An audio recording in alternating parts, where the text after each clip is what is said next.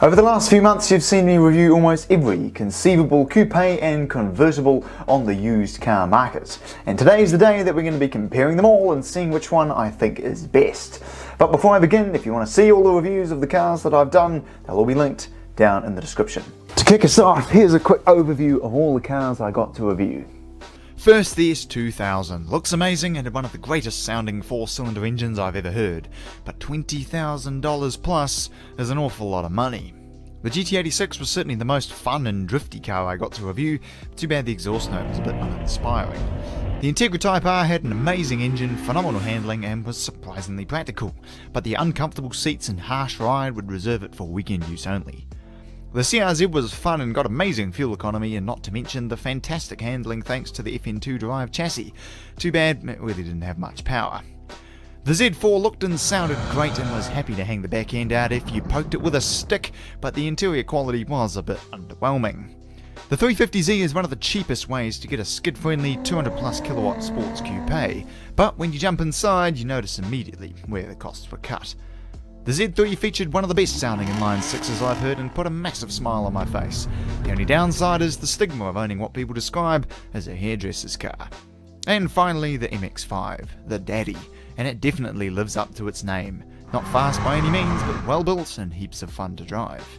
Now there were three more cars that unfortunately I didn't get to review, and they were the Porsche Boxster, the Mazda RX-8 and the Audi TT. But I did get to drive some of them briefly, so I'll add them to the list for the next comparison. First, let's compare price. The GT86 is the most expensive, with prices still averaging around 20 to 30k, whereas the MX-5 on average is the cheapest and can be had for as little as 3k. When it comes to power, the 350Z takes the top spot with 216 kilowatt, whereas the little CRZ comes home with just 84 kilowatt.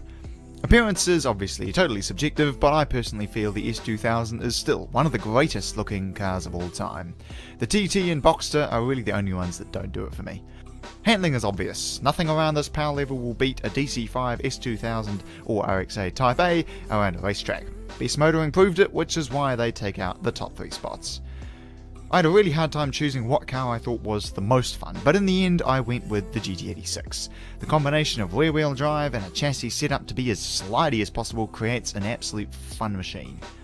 Kiwi car life from the future here. I've just been looking back through some of my scoring, and I know that there will be a few people who are a bit annoyed that their car ended up at the bottom of the list. And I just wanted to clarify with these, by doing it as a list instead of just saying this car was the most fun or the best handling, by doing it as a list, it meant that there were a few cars that stood out as being really good, and the rest of them, even though they were almost as good, had to kind of fall down the order a little bit. So don't be too offended if your car's at the bottom of the list. It's just kind of the way it worked out.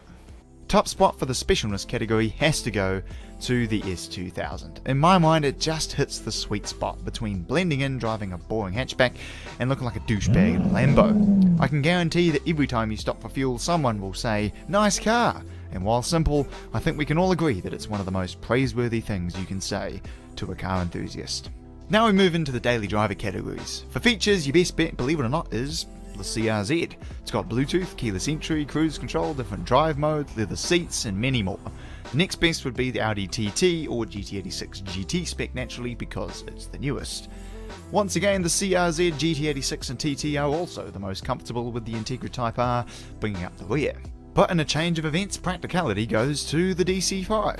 I can say with confidence that it's the only car you could fit a mountain bike in comfortably, and last place goes to the Z3 and MX-5 with their tiny boots and cramped interiors. Quality goes to the Germans, with the TT and Boxster taking the top spots.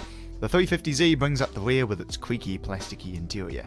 Reliability is obvious. In the Top Gear survey, the S2000 was the most reliable car, and to this day the F20C is regarded as the longest lasting engine Honda has made, aside from a Turbo D series. RX-8 and Boxster are bound to have catastrophic engine failure from known issues if not properly maintained, so they take last place. So with that out of the way, that brings us to the totals. In last place we have the Z3 with 49 points, and in first place the mighty S2000 with 86.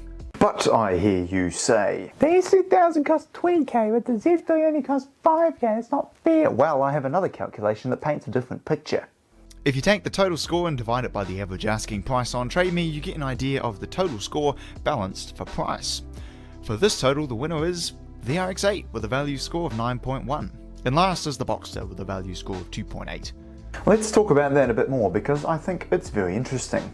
Obviously, if money was no idol, you should just go and buy the best car on this list, i.e. the S2000, GT86 or Integra Type R. They're heaps of fun, fast-ish, attractive and reliable. However, the value calculation, as it were, shows exactly what I think you should buy if you're poor like me. The RX-8 represents phenomenal performance for money if you can live with the reliability issues that plague rotary engines. Otherwise, I'd say the more sensible option is what comes next, the Mazda MX-5. It's just as fun to drive, but can be had for a fraction of the price. Sure, you're not going to win many drag races, but you can rest easy knowing you've saved your cash, but are still having a heap of fun. So yes, as it happens, Miata is always the answer. But hey, in all fairness, each one of these cars is brilliant in their own way. It's up to you to decide which one tickles your fancy. No doubt my opinions will be controversial, but at the very least all I can say is thank you for watching, and I look forward to seeing you again next time.